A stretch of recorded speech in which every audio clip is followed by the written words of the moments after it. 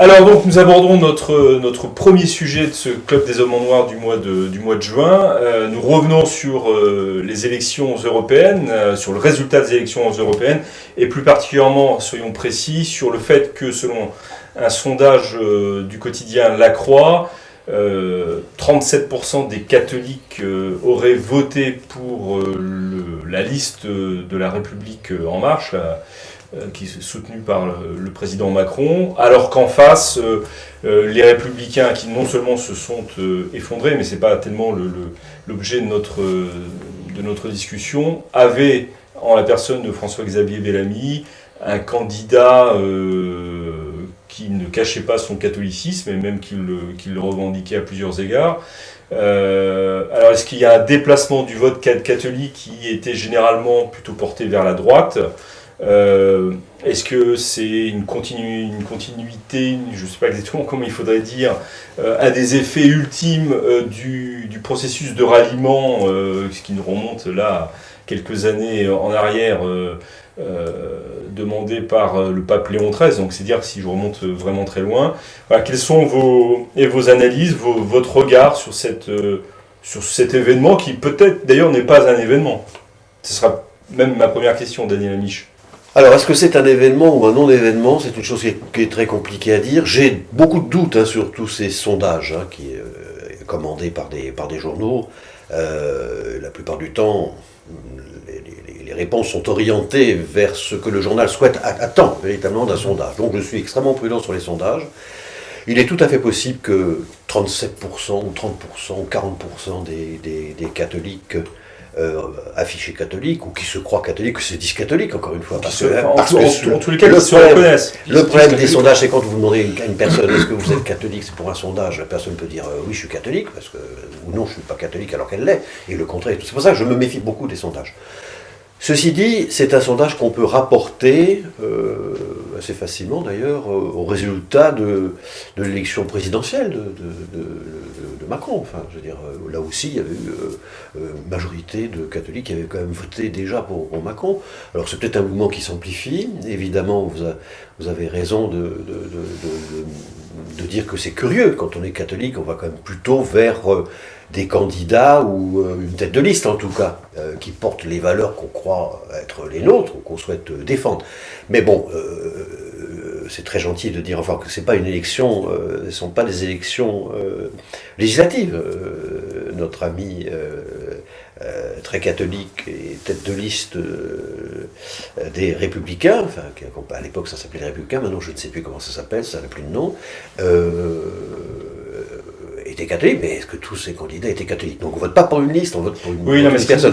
Confondons pas, on n'est pas dans le même. Ce qui a marqué tous les observateurs, c'est quand même, semble-t-il, il y aura eu quand même un déplacement assez important du vote des catholiques qui révèle quelque chose, qui dépasse en fait le fait que ce soit des élections européennes, législatives ou autres. Quelqu'un disait tout à l'heure, je ne nomme pas parce que je ne dénonce pas mes camarades, il disait seulement 37%, et je trouve que c'était une réaction tout à fait saine, effectivement. Ça montre où en est l'électorat dit catholique, encore une fois, dit catholique, qui a perdu tout sens. Enfin, je veux dire, vous faites aujourd'hui un sondage chez les catholiques pour savoir s'ils sont pour l'avortement, pour l'euthanasie, pour le mariage homosexuel. Vous allez voir les résultats, ils sont assez proches de ces fameux 37% qui auraient voté pour les listes Renaissance de M. Macron. Alors, puisque vous avez parlé du Père Thomas, on va l'écouter avec plaisir. Je ne l'ai pas nommé, je l'ai montré du tout. Oui, alors, en ce qui me concerne, je suis très naïf en politique, donc la question que vous posez... Ce serait notre Paul Gut, alors. Oui, absolument. Je suis votre Paul Gut. Je suis surpris des votes catholiques pour un système républicain, déjà. Donc en effet, tout à l'heure vous avez parlé du ralliement. Je crois qu'il faut trouver la racine du problème dans le ralliement, ensuite dans la condamnation de l'Action française. Ces deux événements, à mon avis, ont tué ce qu'on aurait pu appeler une droite catholique. Je n'ai pas l'impression qu'il y ait eu une droite catholique en France, au moins depuis la Libération. Peut-on considérer que le gaullisme était la droite catholique? Je ne pense pas, puisque le gaullisme était une mosaïque très composite, avec des Vous éléments... êtes moins gauche. naïf que vous voulez nous le faire croire, là. Oui, ben, enfin, mon analyse est très Jésuite. naïve. Elle est très naïve. Voilà. Donc, en effet, en ce qui me concerne, je ne suis pas surpris par le vote dit catholique pour La République En Marche, parce qu'à mon avis, ça ne fait guère de différence avec un vote qui aurait pu être, par exemple, pour les Républicains. Vous trouvez chez les Républicains des catholiques, mais vous en trouvez aussi dans La République En Marche, des catholiques pratiquants. Et vous trouvez également dans La République En Marche quelques personnes qui sont peu nombreuses, certes, mais qui défendent le respect de la vie. Peut-être plus d'ailleurs que chez les Républicains. Donc, la frontière entre les deux, elle me paraît quand même assez ténue. Vous voulez nous dire que les catholiques sont finalement, au plan politique, dispersés, je vais pas se dire façon Pulse. Oui, ils sont très dispersés. Et vous n'en trouvez pas simplement dans les partis que l'on vient de citer, mais vous avez aussi des catholiques, y compris des membres du clergé, qui votent par exemple pour la France Insoumise ou pour d'autres partis de ce type. Donc, Qui sont à l'extrême gauche, hein, pour le coup. Oui, qui sont à l'extrême gauche. Parler d'un vote catholique, je ne sais pas très bien ce que cela signifie aujourd'hui. D'autant plus que les partis ont volé en éclats. Quand on parle d'une possible recomposition de la droite avec une réunification, personnellement, je n'y crois pas. Oui, alors ça c'est un autre sujet. Oui, c'est un autre sujet, Effectivement. voilà. Mais en tous les cas, il vous semble que la notion même de vote catholique est sans fondement, sans valeur Ça n'a pas de sens et sans réalité depuis la Seconde Guerre mondiale. depuis la Seconde Guerre mondiale. Oui. C'est un avis que vous partagez, monsieur Lavessellier, Euh, avec votre petit côté historien. Voilà, non, mais je dirais que le vote, d'abord, il est plus rationnel qu'il ne paraît, même si en soi le vote est irrationnel, mais les choix de vote sont assez rationnels. Or, les Des catholiques, démocrates parmi nous. les catholiques, je dirais, encore une fois, suite aux divers ralliements, etc., sont en faveur de l'ordre et du régime établi, d'une façon supérieure à la moyenne. Ils sont pro-européens, supérieurs à la moyenne, et ceci à l'instigation des papes depuis Pie XI, Pie XII, etc., pas seulement les papes d'après le Concile. Ils sont pour l'ordre, et l'affaire des Gilets jaunes certainement à les apporter vers le gouvernement qui finalement a agi dans ce sens-là. Et puis également les républicains. La République En Marche a été fortement soutenue par des gens venus de la droite, que ce soit le Premier ministre Philippe, que ce soit M. Le Maire, que ce soit M. Juppé, que ce soit M. Raffarin. Ils ne sont pas très catholiques, sauf peut-être le dernier. Non, mais je veux dire, par des gens venus de la droite, je n'ai pas parlé des catholiques, par des gens venus des Républicains, finalement, de l'UMP. Ils ne sont pas Donc, tellement de droite non plus, d'ailleurs. non, mais je veux dire, on compare la République En Marche et les Républicains. Un certain nombre de gens venus des Républicains ont fortement soutenu et ont agi dans ce sens-là. Et puis finalement, je pense qu'ils ont fait ce choix, c'est pour ça que je disais que c'était assez rationnel, eh bien ils ont fait ce choix de voir que les Républicains, en fait, étaient inefficaces, étaient plus en mesure d'agir, alors que Macron et son parti sont en mesure d'agir, et notamment en réaction contre, on va dire, l'anti-européisme du Rassemblement national, et on sait que, même si ça s'effrite, les catholiques sont plus contre le Rassemblement national que la moyenne des Français, donc ils ont voté pour le parti qui leur a paru le plus efficace et le plus proche de leurs valeurs. C'est toujours donc le choix, l'option de l'ordre, du parti de l'ordre Le parti de l'Europe, encore une fois, l'européisme, il vient de Pie XI, de Pie XII et des papes qui l'ont succédé, et les catholiques ont été formés là-dedans. Et ça, c'est un vote d'ordre. Là. Voilà, vote d'ordre. Et puis l'inefficacité est visible, parce que, je dirais, après le résultat, il reste plus rien, c'est un champ de ruines. L'inefficacité, donc c'est pas la peine de voter. Je dirais qu'un petit peu comme le gaullisme a effectivement pompé les forces de droite parce que il s'est mis à l'endroit et il s'est montré d'une certaine efficacité politique. La République En Marche s'est mise sur un arc central qui est un positionnement relativement du vote catholique. Et donc ils ont pompé les énergies en défaveur des Républicains qui aujourd'hui n'ont plus d'efficacité politique. Alors je donne la parole au Père Thomas, puis après on va entendre quand même l'abbé Ward qui n'a pas parlé, qui revendique aussi de ce titre de Paul Gut de la politique. Simplement pour ajouter qu'il y a aussi quelque chose qui n'est pas négligeable, qui a été le roulement de tambour d'un certain nombre d'évêques en France, qui ont écrit des textes, qui ont fait des déclarations, en faveur de l'Europe, mais il était très clair que... Vous avez l'impression d'un roulement de tambour. Oui, que j'ai trouvé plus silencieux qu'avant. Ah non, j'ai trouvé C'est qu'ils que j'étais un peu plus sourd qu'avant, Oui, peut-être. non, j'ai trouvé au contraire qu'ils étaient plus engagés que pour d'autres élections en faveur d'une Europe, mais qui était une Europe défendue par la République en marche. Alors, je crois qu'un certain nombre de catholiques pratiquants, c'est-à-dire ceux qui fréquentent les paroisses telles qu'elles sont, écoutent encore la voix de leur évêque.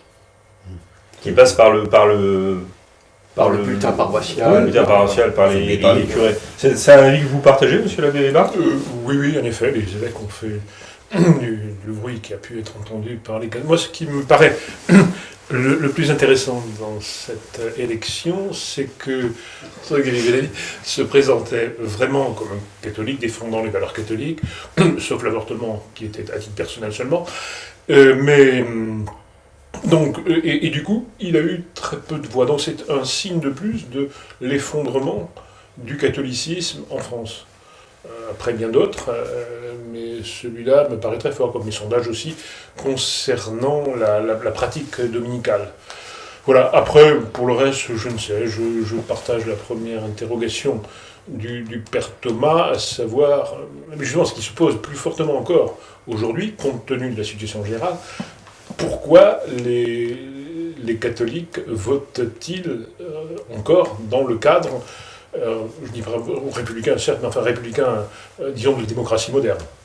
Ah oui, c'est pas simplement pourquoi vote-t-il pour tel candidat ou tel parti, mais pourquoi vote-t-il tout simplement encore? Pourquoi s'intéresse-t-il encore à un système qui les opprime, qui est tyrannique, manifestement, qui l'est depuis toujours, bien sûr, mais qu'il est... Quand vous dites tyrannique, exactement, tyrannique, en quoi est-ce qu'il est tyrannique, ce système? Vous et moi, on peut s'exprimer... Oui, contraire au sens, oui, qui est contraire au bien commun. Tyrannique au sens... scientifique du terme, qui n'est pas légitime, on va dire, voilà, pour être clair, et dans le cadre justement du rapport au bien commun. Donc ça, c'est depuis évidemment bien longtemps, pas toujours, mais depuis très longtemps, et ça devient de plus en plus évident. Donc ce serait l'occasion, à mon sens, d'un réveil des élites catholiques, alors qui dit élite dit automatiquement pasteur, sans doute, sur ce point-là, éduquer les catholiques à dans quoi ils se trouvent, quelle est la situation dans laquelle ils sont, qui est, en quelque sorte, vous avez raison, nous sommes libres de parler, de dire ce que nous sommes en train de dire, moi aussi maintenant, à peu près, enfin jusqu'à un certain point, bien sûr. Je ne vous l'interdis pas, vous êtes effectivement à ce niveau. Et vous de m'interroger. Donc on ne va pas comparer directement avec, par exemple, la tyrannie communiste. Cependant, il y a tout de même des rapprochements à faire, et en tout cas, le rapport des catholiques au système est de même nature. Et c'est à quoi il faudrait éduquer les catholiques. Alors là, l'abbé Barthes nous agrandit le sujet, il nous invite à sortir du système. Juste une petite chose avant de rebondir sur cette chose-là, c'est qu'à Versailles, où on sait que la pratique est forte, la pratique religieuse est forte, la liste Macron a dépassé celle de Bellamy, qui est un élu local. Donc effectivement, je pense qu'il y a eu un choix politique pour l'efficacité. Moi, je reviens à cette chose-là. Alors après, on va discuter de savoir... Est-ce qu'il faut sortir du système? Parce que là, vous votez en tout. Moi, je ne suis pas dans le système, je ne vote pas, donc je ne suis pas dans le système. Et pourquoi est-ce que vous ne votez pas? Je crois que c'était un devoir... Non, ça c'est ce que me disait ma maman. Ma maman me disait toujours... dire comme votre maman. Ma maman me disait toujours, j'ai appris au catéchisme qu'il faut voter pour un élu honnête et responsable. Je lui dis, ça c'est déjà impossible. C'est déjà impossible, donc c'est absurde. Non, c'est un système qui n'a que pour but que faire gagner les ennemis de la nation et de la foi, c'est évident. C'est un système fait pour ça. C'est un système de gens qui sont arrivés dans une France catholique, qui ont tué le roi, qui ont détruit l'église catholique, et puis après qui se sont installés et qui ont dit c'est nous les chefs. Donc c'est un système qui est contre moi, qui est contre ce que je suis, contre ce que je veux vivre.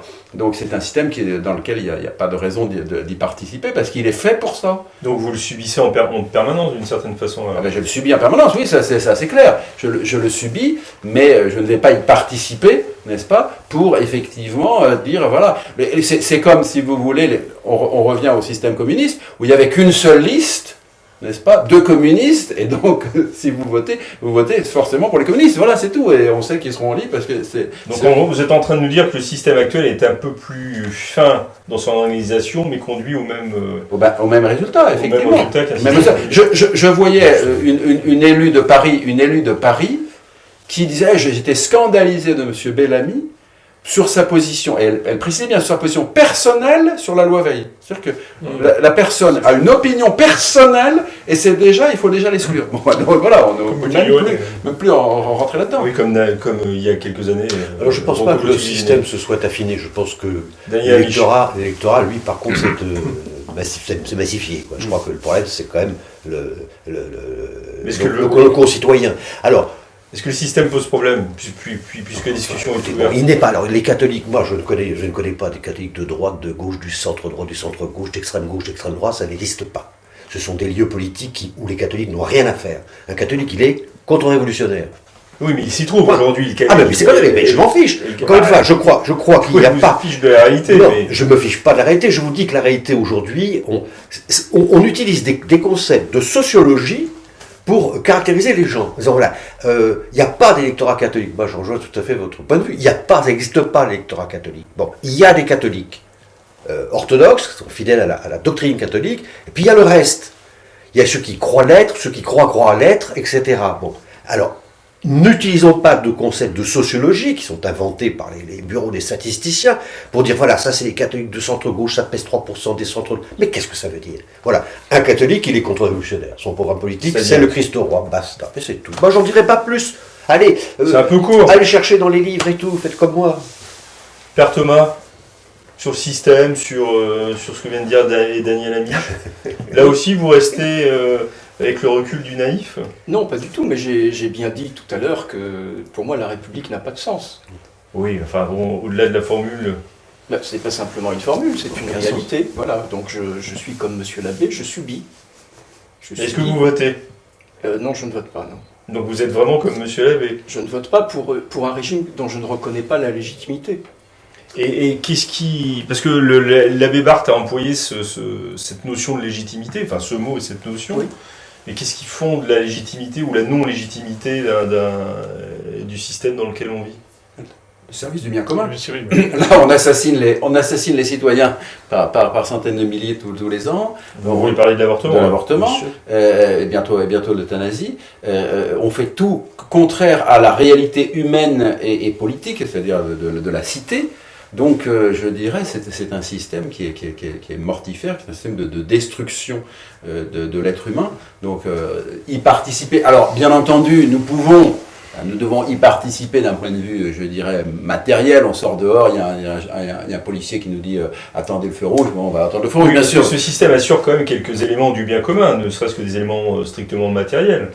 C'est pour ça qu'on ne met pas le feu partout, n'est-ce pas? Mais Vous me rassurez. Voilà, de fait, donc effectivement, on ne va pas non plus dire que c'est le même chaos que si c'était une guerre civile sanglante ou etc. Il y a une espèce d'ordre matériel qui est un bien, en ce sens-là. Mais de participer par ce que j'appellerais cette action politique, enfin cette action électorale, ne changera nullement l'existence de ce petit ordre matériel qui nous protège quand même de quelque chose de pire, je dirais. Mais voilà, voter ou pas voter, ça ne changera absolument rien à ça. C'est indifférent ou ça entraîne une collaboration au mal, le fait de voter? Non, moi je n'ai jamais interdit à qui que ce soit de voter. Personnellement, je ne le pratique pas.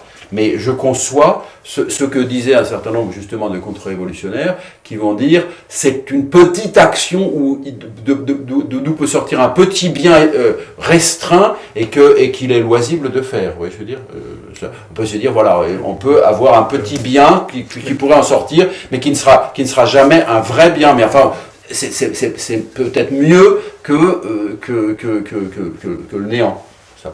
L'élection en soi n'est pas Thomas, mauvaise. Oui, j'avais levé le doigt, mais bon... Vous avez la parole, mon père, sinon je me fais abonder. Oui. Non, simplement pour dire que je ne suis pas contre le régime républicain en tant que tel. Je suis contre la République française, de par ses origines, parce que la République française, elle a les pieds dans le sang, Et son but, comme vous l'avez dit tout à l'heure, c'était bien... Enfin, le pied dans le sang, c'est loin. Non. Ça remonte à non, loin, pas du tout tout. ça. C'est fondateur. Alors, c'est toujours, fondateur. c'est fondateur, toujours. presque toujours, ne serait-ce que par l'avortement. Donc, elle a les pieds dans le sang, et son but était vraiment, et continue d'être, la lutte contre Dieu. Bon, et éliminer le roi, évidemment, en fait partie, mais c'est d'abord la lutte contre Dieu. Vous voyez, même dans les petits détails, la République a vraiment l'œil absolument à tout. Prenez la lettre lue par le président Macron lors de l'anniversaire du débarquement. Il a choisi une lettre d'un jeune résistant catholique. Dans cette lettre, qui était relativement courte, il y avait quelques phrases, quelques mots, où ce jeune homme qui allait être fusillé parlait de sa foi catholique, de sa relation avec monsieur le curé, avec monseigneur l'évêque. Tout ceci a été parfaitement gommé. Voilà. Pour moi, c'est le signe même que cette République, elle continue, c'est pas simplement à l'origine, c'est jusqu'à aujourd'hui, elle continue pour avoir comme but principal de lutter contre Dieu, mais tout particulièrement contre Dieu, le vrai Dieu, c'est-à-dire le Dieu de l'Église catholique. Tout à fait. Vous vouliez intervenir, monsieur Labbé? Oui, non, pour appuyer, disons qu'il y a deux aspects, ce que disait l'abbé Céline, l'avortement, etc. Donc, mais plus radicalement, pourquoi Plus radicalement que l'avortement, enfin, Si, donc plus radicalement, je veux dire que le fait que le service du bien commun n'est pas respecté, tout simplement parce que la loi n'est pas ordonnée à la loi divine, à la loi naturelle. Et bon, je disais tout à l'heure, mais c'est très juste, je parlais de légitimité. Le problème ne se pose même pas de légitimité pour ce régime, dans la mesure où il ne se place plus dans ce cadre. Donc c'est une espèce de tyrannie. Encore une fois, ce n'est pas la tyrannie communiste, mais comme la tyrannie communiste, tous ces régimes-là sont des tyrannies absolues, dans la mesure où la question du bien commun véritable, à savoir faire vivre les citoyens dans une vie vertueuse, c'est ce que dit Aristote, ne se pose plus. Voilà. Alors, en outre, ce régime, donc celui de la Révolution et tout ce qui a suivi, alors avec des hauts et des bas, bien entendu, d'où d'ailleurs le fait que les catholiques se sont bringués là-dedans, à cause des hauts, si on peut dire. Ce régime, donc, depuis la Révolution, s'est installé sur un régime de bien commun catholique, une nation baptisée, qui, avec beaucoup de défauts, beaucoup de péchés, etc., servait le Christ roi. Donc, radicalement, ces régimes démocratiques modernes, tous démocratiques au sens de démocratie moderne, des droits de l'homme, de Rousseau, au sens sont contre le Christ roi. Et cela, en effet, se manifeste de toutes sortes de manières, et aujourd'hui plus que jamais. Alors, l'intéressant de la situation actuelle, c'est que c'est plus que jamais. C'est très fort. Et les catholiques sont très faibles. Et à cause de cela, ils pourraient se réveiller au moins sur la conscience, et ensuite sur des actions concrètes. La première est de survivre. Il faut qu'ils survivent, ces catholiques, et qu'ils transmettent l'héritage, catholique, national, celui de la France. Donc il faut leur expliquer comment le faire, et comment survivre. Et ce serait normalement le rôle des pasteurs de l'Église. Alors justement, moi je vous entends tous, et notamment les trois prêtres présents ici, mais les pasteurs de l'Église, vous en avez parlé tout à l'heure, Père Thomas, on n'entend pas du tout ce langage, ce même langage que vous portez. Vous êtes des voix isolées, même si vous avez le soutien de Daniel Amiche, notre laïc. Pourquoi ? Parce qu'il y a un poids d'une... vous avez parlé du ralliement, qui a tout un siècle et demi maintenant, pratiquement, et même le ralliement plus ancien, puisque... Le ralliement avant le ralliement. Le ralliement du Concordat, le ralliement d'accepter un régime donc, qui n'est pas arrivé au bien commun comme tel, comme s'il était un régime légitime. Donc il y a un poids très fort qui se comprend de toutes sortes de manières, mais qui maintenant explose. Et donc il faudrait que ces évêques d'abord en prennent conscience. Je pense que quelques-uns n'en sont pas loin, mais qu'ils passent à l'action, au moins à la parole d'abord. Et à l'éducation, à mon avis. Le principal problème, premier, qui commande tout le reste, et qui est une action politique, c'est celui de l'éducation pour la survie, pour la continuité, et à la fin pour reprendre le pouvoir, même si c'est très loin. Nous avons donc affaire à un naïf. Un naïf. Sur le silence des évêques ou sur pas le silence en fait, non, pas du tout, sur le fait qu'ils portent un autre discours que celui que j'entends là voilà, ils sont ce jour. Je pense que on a parlé de la Condamnation d'action française, mais c'est en réalité un mouvement d'ensemble. La Convention d'action française En 1926, où donc le pape Pie XI veut, je dirais, faire progresser son action catholique. Il a une visée de reconquête à travers l'action. Un pape de gauche, l'action catholique, mais qui a fait rentrer, puisqu'il a fait sélectionner ceux qui étaient anti-action française comme évêques. Et donc cela était en fait déjà intégré dans le régime, et ça a produit effectivement un épiscopat qui est complètement rentré dans le régime et qui considère le régime comme profondément légitime, discutable sur certains points, sur l'avortement, sur l'euthanasie, discutable, mais profondément pro-régime. Et encore une fois, comment dirais-je, en ce qui concerne l'Europe, profondément pro-Europe, et pas pour l'Europe, je dirais, de la civilisation, pour l'Union européenne telle qu'elle se joue actuellement, avec quelques critiques de la bureaucratie, mais telle que se joue l'Union européenne, l'épiscopat est pour, comme le siège apostolique est pour, c'est très clair, et ça c'est très important, ils sont dans cet esprit. Je rappellerai un petit fait. Quand j'étais éditeur chez Clovis, nous avons édité un petit livre dans lequel il y avait quelques critiques, un petit roman de jeunesse, dans lequel il y avait quelques critiques de l'Europe, mais en filigrane, c'était pas, mais il y avait 2-3 passages où on pouvait comprendre que l'Europe, l'Union européenne, comment on touche les jeunes. L'Union européenne, c'était pas moi qui l'avais fait, c'était l'auteur avait fait ça, mais l'Union européenne actuelle n'était pas forcément géniale. Bien. Et nous avons eu une critique, mais sanglante, de la part d'un journal catholique qu'on classerait aujourd'hui dans la droite catholique, dans les conservateurs catholiques. Je ne donnerai pas son nom, mais c'était incroyable. J'ai été stupéfait qu'on s'est fait assassiner. Pourquoi ? Parce qu'on avait touché à l'Europe. C'était à l'Union européenne. Ça a touché à l'Union européenne. Mais vraiment en filigrane, c'était pas dit comme ça, c'était un ou deux détails qui pouvaient laisser comprendre qu'il y avait des matières à critique. C'était fou. Parce qu'il y a cet européisme, par exemple, qui est très fort chez les catholiques et qui vient des papes, c'est clair. Oui, avec l'ambiguïté de ces papes entre, on va dire, le corpus catholique doctrinal et l'action pratique. Catholique de Léon XIII, qui rappelle... Mais parlons de Pie XII, sur ce point de l'Europe. Le dernier discours du siège apostolique sur la question de la liberté religieuse, à savoir le discours Kyriache qui date de 1953, 12 ans avant.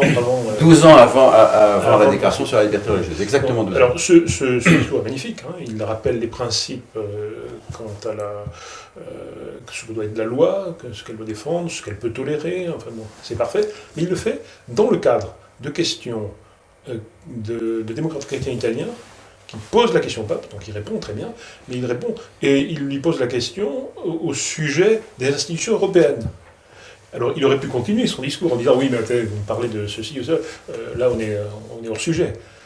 Non, il répond simplement sur les principes, qui sont excellents, mais la pratique, il acquiesce en quelque sorte, d'une certaine manière, à la pratique de ces députés italiens. D'où l'ambiguïté avec le retournement du concile, où là la pratique est devenue théorie, la théorie. Rappelons que les communistes parlaient de l'Europe vaticane. Oui. Il y avait dans la... C'était les démocrates chrétiens qui ont fondé l'Europe. L'Union européenne, pas l'Europe, c'est un continent. Dans la pensée de une espèce de récupération, c'est l'éternel système du libéralisme.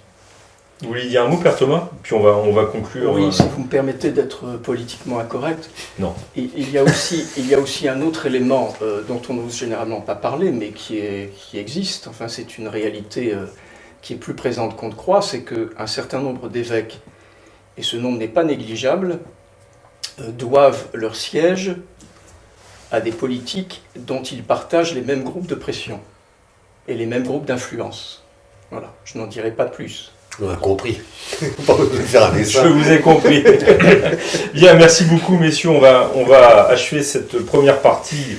Nous avons démarré sur l'Europe. Nous terminons donc sur l'Europe, tout en ayant élargi considérablement le sujet.